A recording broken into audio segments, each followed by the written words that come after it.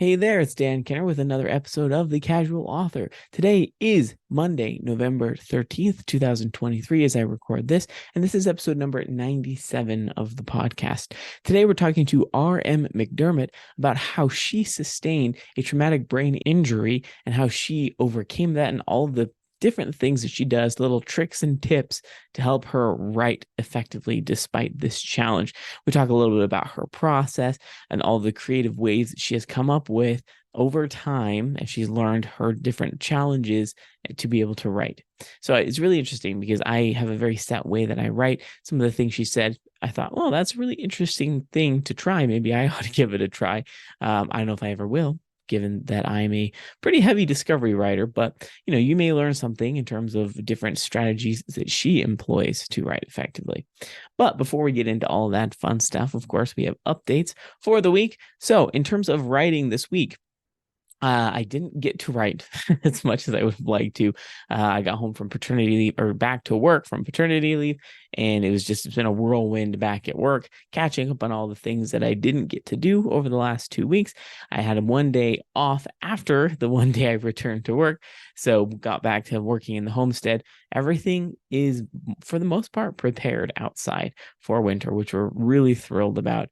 We had some family come over for the weekend. My son was baptized this weekend, so it was a wonderful weekend. Had family over and just spent some time with them on Saturday. It was a little bit of a low key Saturday, but Friday was working a lot. So we picked up all the leaves. Again, it's a constant battle. All the leaves are falling from the trees, but we picked them up and bagged them up for bedding over the winter. So the chickens do really well with that. We use as long as they're dry, you can use the leaves to put in their housing, and it'll catch all the stuff, and it'll just keep piling on the leaves, and then we clean it all out in the spring. So it's a really effective form of bedding, and it's free because obviously we have lots of trees.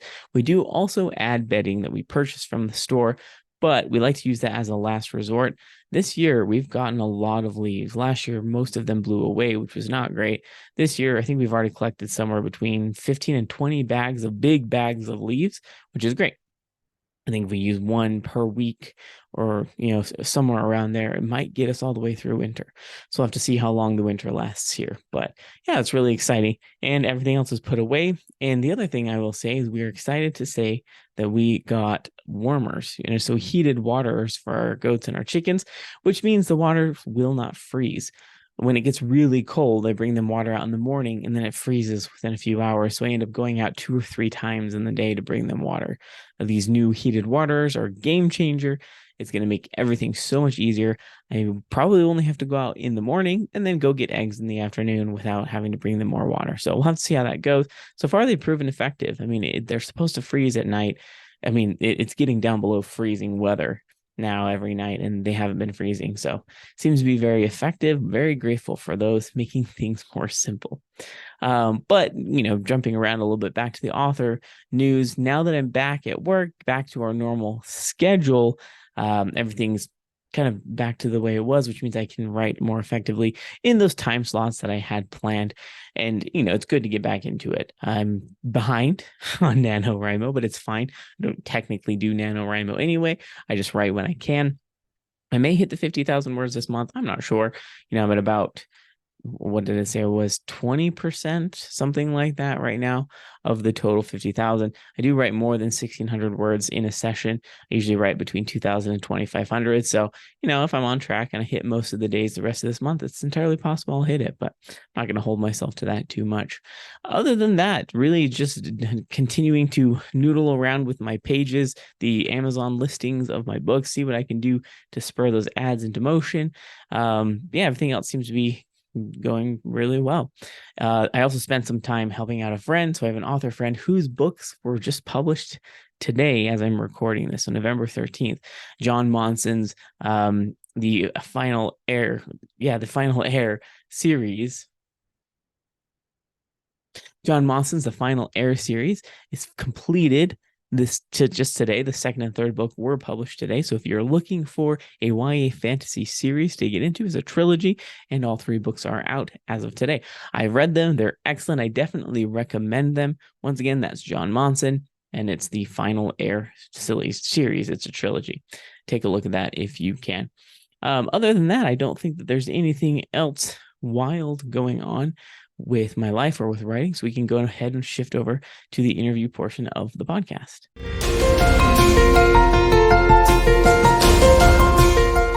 Hi, Rory. How are you today? I'm doing good. How are you? Doing excellent. I'm so ready to dive into your story. You recently published your first book, your debut novel, just a couple of weeks ago. Is that correct? That is correct. So I think October 20th is what it was. Yeah, it was October 20th. So how was that experience? How did you feel pushing that publish button? It was exciting and nerve-wracking, and also just finally a culmination of a 10-year dream finally coming true.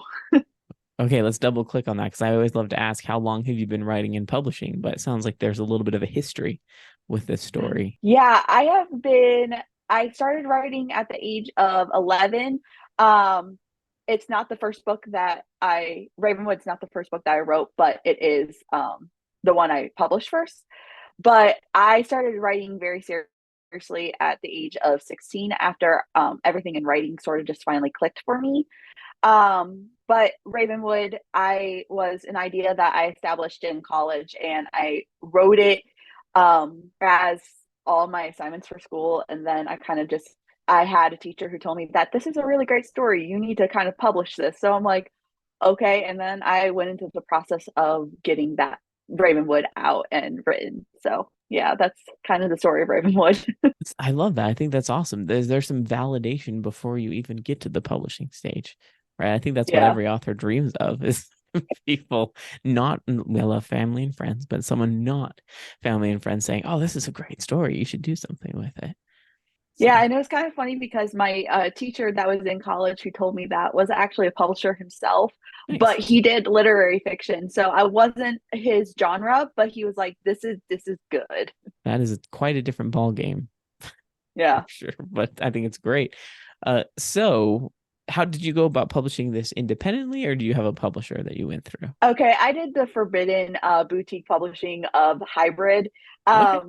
because it was just I looked for 18 months trying to find an agent, but because I couldn't find an agent that published my kinds of stories, because I don't write alternative storylines or alternative characters. There's 20 others who are behind me who will write that, but for me, that's not how I write, and that's not like what I read. So I was finding that no publishers would pick me up because of that. So I kind of had this opportunity dropped into my lap. It's just God orchestrating everything for me. So like I was supposed to go to a military grief event, and that got canceled because I wasn't allowed to go because of my service dog. And so that kind of happened, but I went to a podcaster that I hadn't watched in a very long time because I try to keep my anxiety at a minimum, um, because I really struggle with that. But this podcaster brought up this Publish and Go program with a conservative publishing house that was helping people publish their books against cancel culture. So I kind of talked to her, and we kind of broke it down. And I thought it was a really good deal to do, where it had the extras of a traditional publishing house of not having to worry about formatting, editing, and distribution, while also giving me the choice of a self-published author. So it was a really good deal for both sides. And yeah, that's kind of how I went about that. And it was in my last semester, my second to last semester in college. So I started doing that program in the middle of college, at the end of my college career. And then I published it right after I graduated. So it was kind of really a really good thing to have. So I broke into the industry very quickly. I think it's awesome. I don't know why you said that it was a forbidden path. I think it's awesome that that was an option Yeah. and that it worked out for you. I know that a lot of people have had a lot of great experience with hybrid publishing.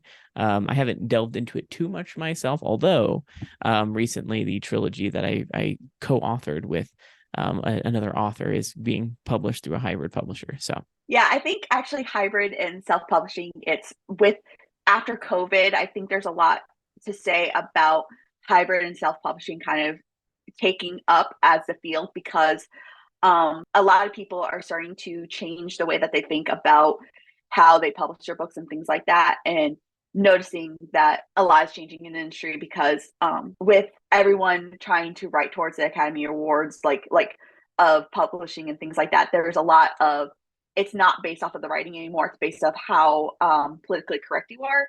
And I think that's a little bit of the struggle, and a lot of the indie and hybrid publishing is starting to come up, because it's not having to wait for somebody else to open the doors for your dreams to come true. It's more of, you know what, this is what I want to do. I know that my story's good, and I know that people will enjoy it. So I'm going to go and make it happen. And a Mm. lot of people think, oh, you kind of took the cheater's way out. And I have been actually told that. But I'm like, I'm making my dreams come true. So it's a little, I don't consider it cheating. I consider it finding a new way and finding a new path. And I think with the indie artists in general, of music to art to writing, it's, we're finding our new way and we're becoming the new norm. Hmm. I think it's amazing. I think it's hilarious how many people judge are just so judgmental about anything. Like it's the thing is just Yeah. like we live in a world where there's lots of choices, so many choices, and it's okay for anybody to make any number of those choices. So I don't frankly care how people publish. And I think it's so hilarious when people are so in other people's business. They're like, oh, you publish this specific way, you must be X. It's just like, okay, you should mind your own business. Um, that's just my opinion. I think it's awesome. I love that there are options out there, and it's really great to hear your situation. You have quite a unique situation. I mean, you mentioned Yeah. you have a service dog, and that has caused some challenges with being able to go places you'd like to go. But I don't know if you want to Yeah. talk a little bit about that service dog. Why you have the service dog. Maybe a little bit about your current situation, why it's challenging to write and be an author. So yeah, I have a traumatic brain injury that I got as a kid, that affects my left cortical. I'm not even going to try to pronounce that word because I will never pronounce it. It's all right. But the left front part of my brain that affects my language processing and my anxiety, and then along with some life experiences, adding on of PTSD. And I have a service dog because of my mental health issues. I chose not to go the medicine route, and I chose the service dog route because I didn't really, addiction runs in my family, so I didn't want to be affected by that. So I got a service dog because it helps me be more aware of what are my triggers and what's causing this, so that I can heal from it a little better at the root problem of it. And yeah, service dogs really do give me a normal life, but there is also, if anyone has seen service dogs of TikTok, a lot of that is very true of Mm, how that affects. And I've had different experiences of not being allowed in certain areas, even though it's not legal to do that. It's kind of not worth the trouble for me of, when I'm by myself. When I have my mom, she's willing to fight a lot more with me. But for me, I'm like, if I have to fight, it's not a group of people that I want to be around. It's a part of me, and getting that effect of being able to go out on my own and not like helping me process anxiety. So that's why I have Everest, who is actually right behind me, and he also makes my camera go wonky all the time. So draws the attention of the camera sometimes. yes, yes, I actually love that. And the auto panning of the camera is helpful and then not helpful at the same time. yeah, But no, I mean, I think it's incredible that you have that option. You mentioned yeah, that you didn't want to take the medication route. You wanted the service dog, and you have that option, and it's working out for you. Have you yeah. found that there are particularly deeper challenges when it comes to formulating and writing down a story because of these challenges? Yes, I've had to find my own way of doing things. Like, I've tried different forms of outlining. I've tried different forms. Like, one of the things that is a part of my brain processing issue is I have dyslexia that Mm, affects my ability to process language. And then I have dysgraphia that gives me the struggle of getting what I want from head to hand. And there's that mm, great separation. So, like, one of the things I can't do is like, a lot of people say, oh, why don't you just work on a computer? But I'm like, I can't really do it that way, because I can not write a sentence on the computer to save my life. Like even most emails and social media posts that are just a sentence, I have to write longhand before I type it up because my brain for some reason doesn't process hands to keyboard to computer. So I've had to write longhand. So that adds an extra step to all forms of writing and things like that. So like I have to write longhand on everything. And also I have to do everything on paper, which mobility issues, that's a little bit of a hard thing of bringing around with you. But I've experimented with writing for a very long time. Like I'm a major outliner slash pantser, which is like I have a very clear roadmap, but if something's not working, I'll either go to my outline to fix it or I'll try something new. But one of the ways that I outline is I have this giant, like, you know, those rolls of paper that you have with like the kids' easels, like Mhm. that you just roll down. So that's what I work on with post-it notes. And Wow. yeah, so I do that and it helps. Like I start on whiteboard with ideas of plotting and figuring out the plot line from beginning to end. So like, you know, the normal thing that you learn in literature of beginning, inciting incident, rising action, climax, falling action, and resolution.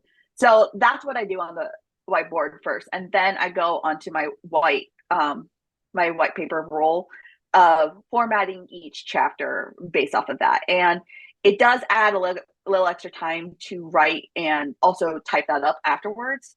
Um, but it allows me the ability to work in the way that my brain works because my brain has struggles with connecting ideas. So I can write down all the ideas I have and then like lay them out the way that it needs to be afterwards. Like laying it out to be formatted the way it needs to be, or I can think of the end of the chapter before the beginning of the chapter. Like I Mm. have an idea for the end of the chapter and allows me to lay that out in a way that I can visually see it because the type of dyslexic I am is a dimensional dyslexic where my brain thinks in 3D. Um, so I can think of all the different ideas of how things can go. So I can look at an idea at all different corners. So it's not like one way to write it. I can think of 20 different ways to write it. So I have to that allows me to be able to bring it down to one. So I don't know if I just rambled there. No, I mean that is an incredibly helpful piece. All of that was excellent piece of information. You're speaking to someone who does zero plotting whatsoever. I just don't like plotting. It kills the story for me. I just don't. If I plan it out, then I don't want to write it because I already know what's going to happen, right? So Yeah. it's fascinating. I love to hear the resources. I'm just imagining like this entire wall full of white paper and these colorful sticky notes. Sounds kind of fun. Yeah, Honestly. it's I think my last role, I've been working on writing Ravenwood 2. Hopefully in July. I hope to have that published by July, but it's looking further and further out from that. But I wrote that outline 2 days after I hit sent to my editor, and it is 37 feet, I think, is what Wow. it ended up being. Yeah. So the entire story laid out in one giant line. And yeah, that's kind of how I write. And also another thing that I do to kind of overcome my since I write everything longhand, I write in composition books. So how I write in multiple different pens because my eyes are at the bottom of the page while my brain is still processing the sentence at the top of the page. Yeah. So when I have to type up, I have been known to miss sentences midway, being like, okay, what was I trying to say here? Mhm. But I write in multiple different colors. So I will have like 20 different pens with me at all times where I write each sentence in a different color so that I can process which sentence I am on when I'm writing. That is really amazing. And I'm honestly wildly impressed that you longhand write something before. I can't even imagine. I mean, my hand could never. I'm sure you have a nice strong hand now at this point Yeah. to Yeah. write everything. But how did you discover these methods? I mean, you clearly had some challenges because of your TBI. How did you go about discovering what methods aid you to write effectively? Well, it kind of came all an experiment of seeing what worked and what didn't work. And I started like every single process has, and my I okay, let me rephrase this. I think that every writer needs to start at the beginning and experiment through the years. I think that's what the entire first book is experimenting with what works and what doesn't work. So for me, I started writing as a pantser at the age of 11. And I wrote for several years that way. And it took me 6 years to finish my first draft of my first book. That book is still not done, and I'm still working on that. But I had pants and I learned about that. And I tried doing outlining earlier in my life, and I had to um it didn't work at that time. It didn't stick necessarily. I wasn't ready to do that because I was still in a time where I thought my traumatic brain injury and my dyslexia was a curse.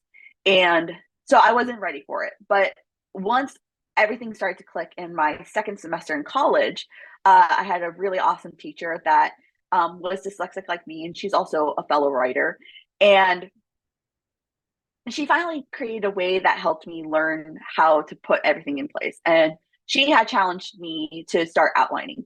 So I started outlining in a different way of I didn't do the post-it notes at first, but it took me a really long time to write those outlines. Like it took me a month to write those outlines.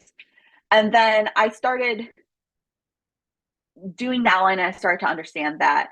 And I did that for rewriting my second book in my original series. But then as I started to outline, I started to learn how Post-its worked, and Post-its helped me start learning how to edit a book.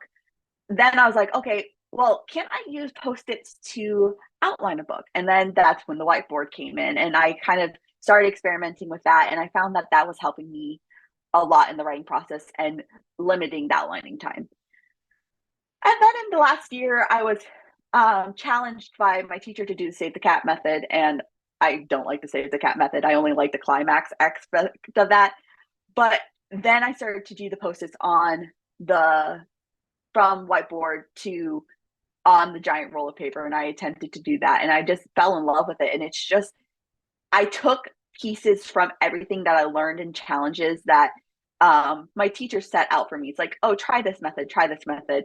And I just kind of found my own way. And I have like a mixture of the pyramid. I can't even think of what the name of that pyramid is. And then I use a part of the snowflake method. It's just kind of experimenting to find what worked and what helped my strength and what filled in the thing of my weakness. Because like I said earlier with my brain, it's like I had 20 different ideas of how to go on this one path. So that helped me narrow down all my ideas into one.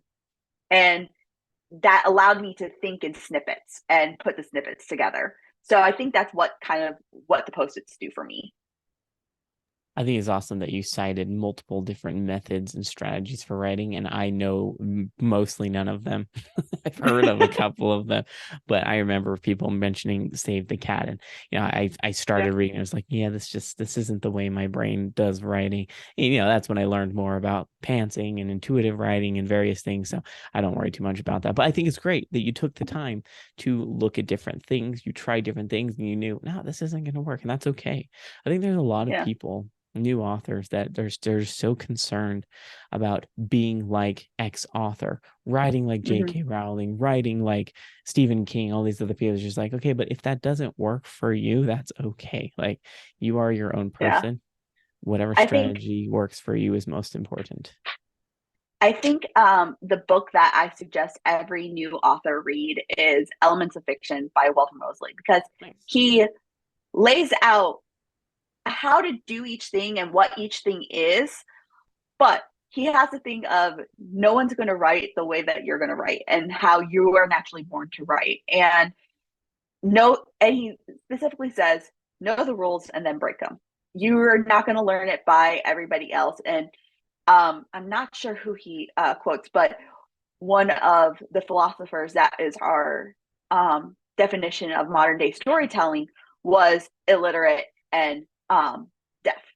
And he is our beginning of storytelling. And that is really awesome to see how, you know what, it doesn't, you don't need to know all the writing technicalities, because I learned those over several years. I learned that over a 10-year process, and I experimented with different things.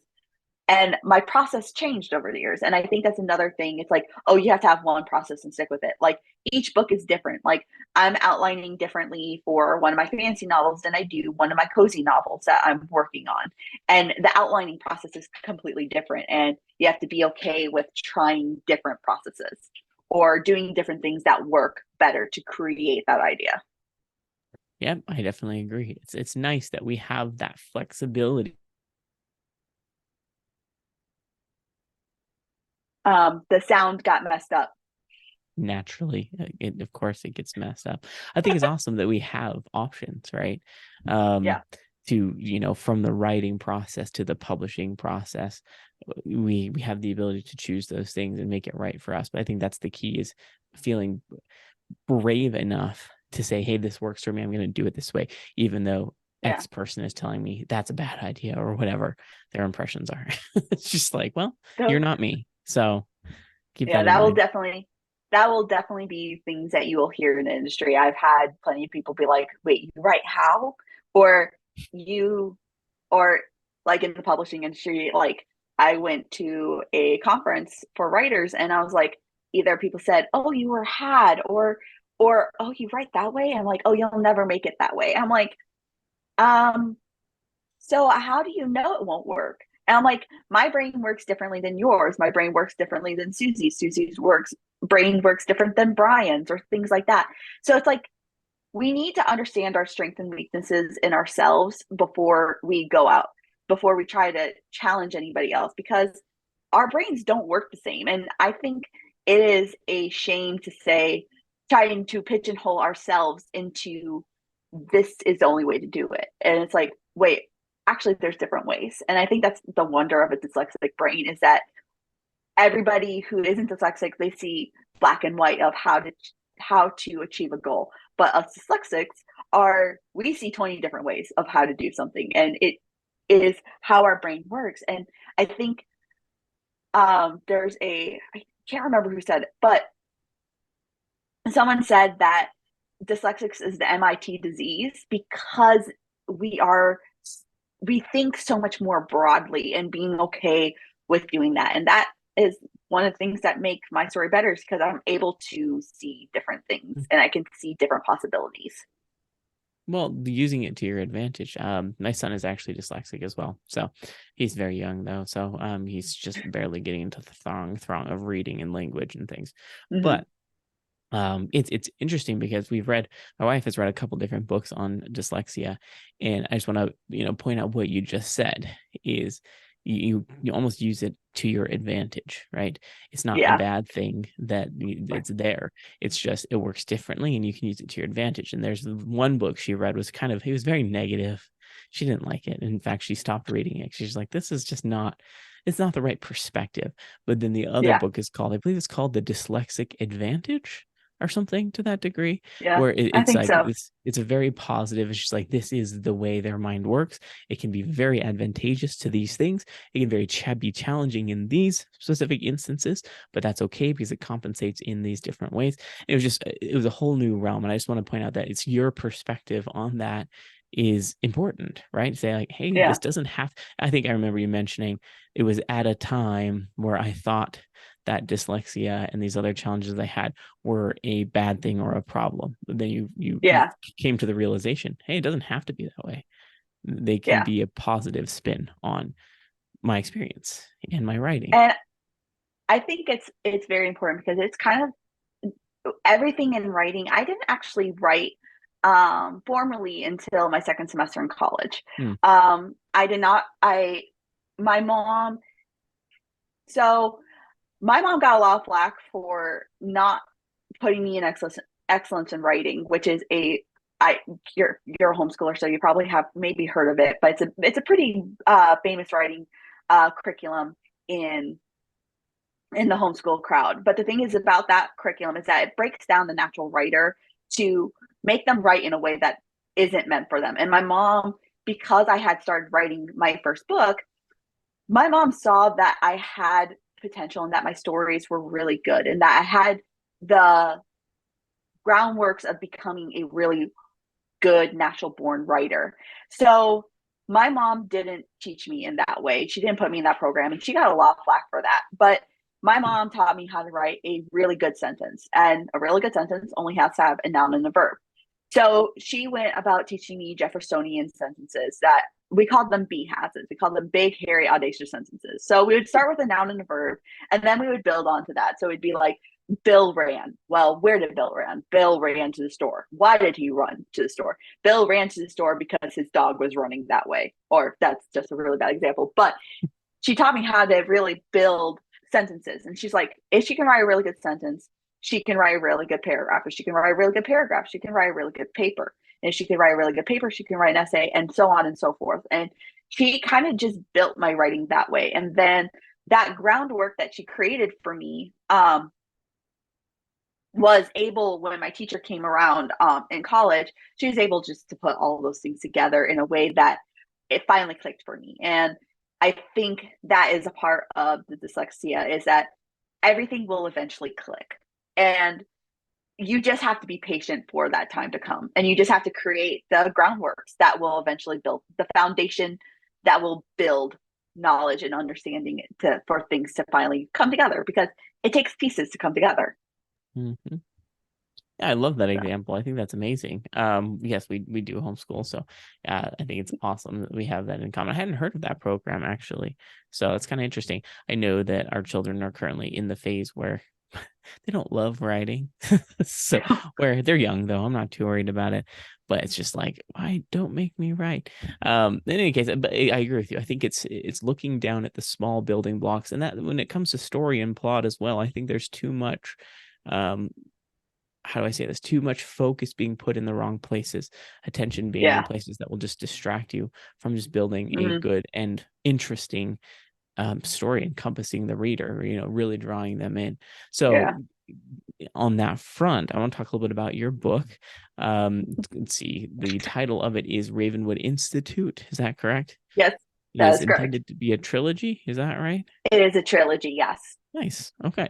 Excellent. So you talked about having the idea for this story. It really flourished in college. Sounds like Yeah. is where you really delved into it.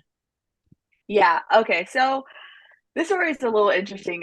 It's uh in the premise of Ravenwood is a Hollis McGree, a 15-year-old foster kid, ran away from too many foster placements, and the Magical Council decided to send her to London, to her reformatory boarding school, where she meets a ghost named Wren. And as they're looking to solve his death, they're finding out that there's something much more insidious going on. So they have to rush to um, find out more before um, more kids can fall victim to this master plan. So that's a little bit about what Ravenwood is. I started this story idea about 2019 when I read a prompt on Pinterest, because Pinterest is a really great way to get prompts Hmm. for new writing stories. But it was I didn't believe the prompt was, I didn't believe our school was haunted until a ghost gave me answers to my homework.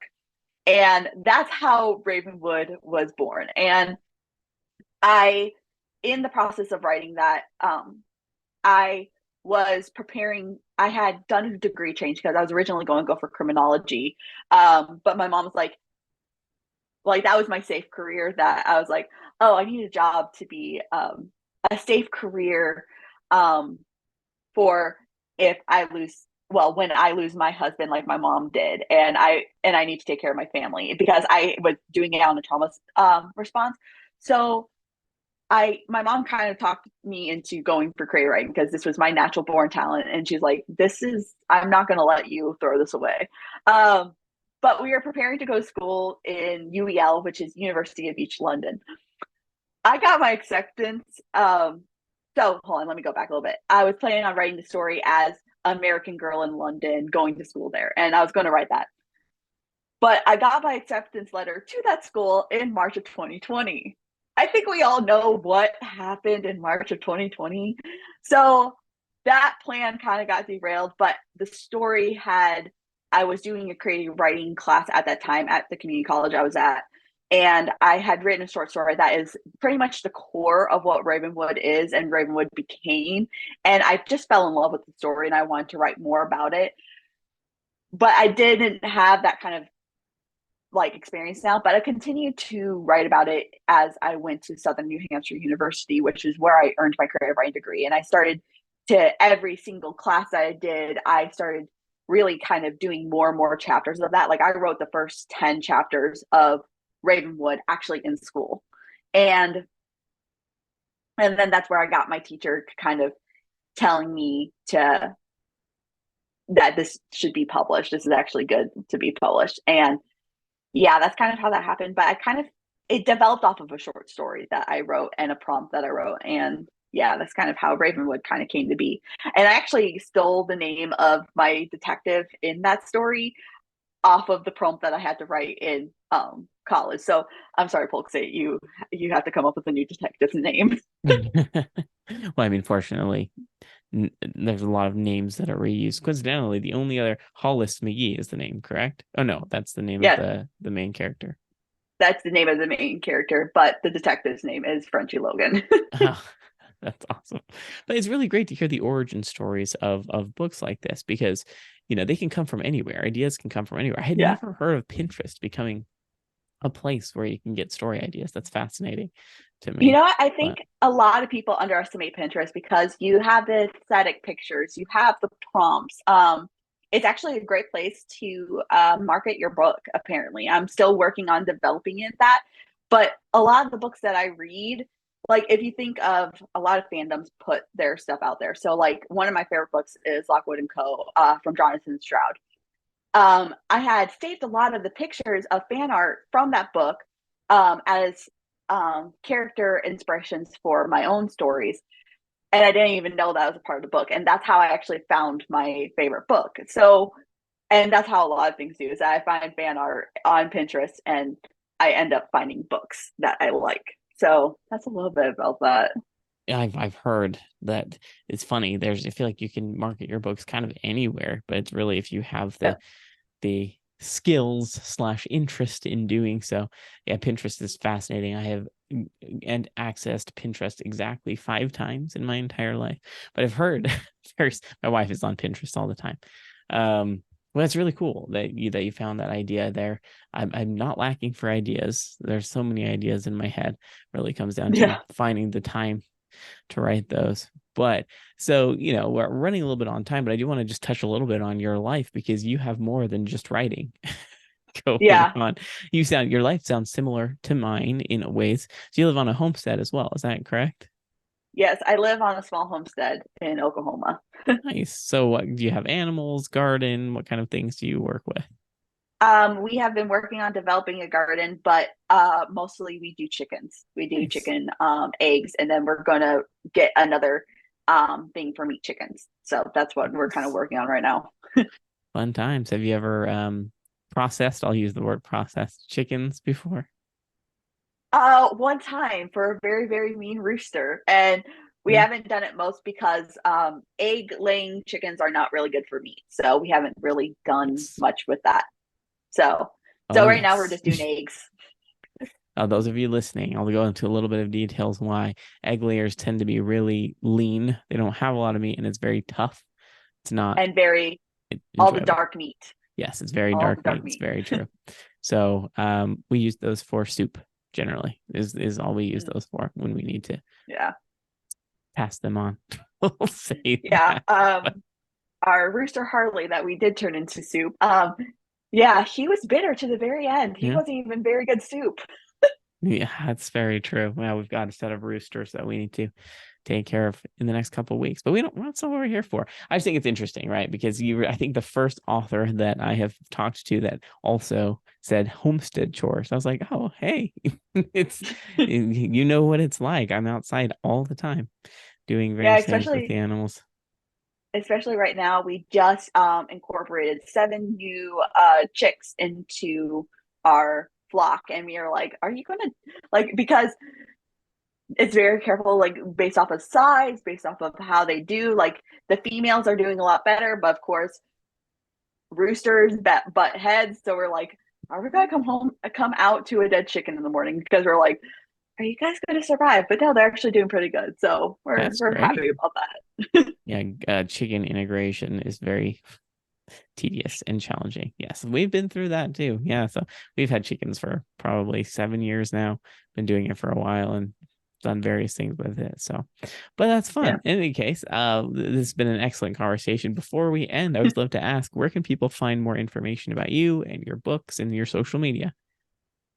People can find me on my website at rmmcdermott.com.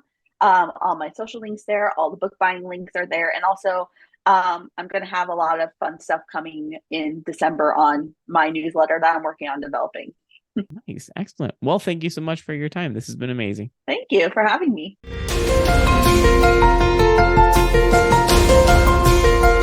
I hope you found that helpful and interesting. I know there were a lot of things in there that may be like not some different strategies that you're not used to as an author, but maybe worth trying if you're struggling getting into the realm of creativity. So next week, we'll be talking to Otto Schaefer about switching genres and the decisions he has made around keeping his same audience despite switching from YA fantasy into comedic horror. It's a very fascinating shift. I want to take a look at that interview, listen to that because it's very insightful. He talks a lot about his reasoning in keeping that same audience, why he's not worried too much about it. And we talk a little bit about what we've heard of other authors who have set up different pen names and managed both of them, the pros and cons of each. So you'll want to tune into that conversation next week. Thanks for listening. Like and share if you really enjoyed this interview, and we'll talk to you next week.